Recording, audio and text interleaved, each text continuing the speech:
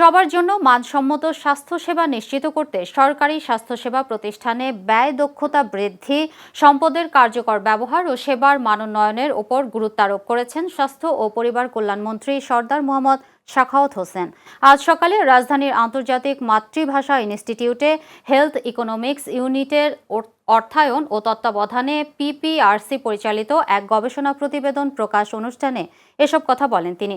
স্বাস্থ্যমন্ত্রী জানান, স্বাস্থ্য খাতে সরকারের বাজেটে ট্যাক্স কমানো হয়েছে। প্রাথমিক পর্যায়ে 10টি উপজেলা ও 90টি ওয়ার্ডে পাইলট কর্মসূচি চালু করা হবে।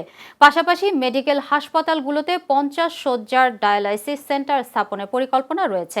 আগামী অক্টোবর থেকে 5টি শিশু হাসপাতাল এবং অক্টোবরের প্রথম বা দ্বিতীয় সপ্তাহ থেকে সারা দেশে পরিবার পরিকল্পনা কার্যক্রম আরও জোরদার করা হবে বলেও জানান তিনি।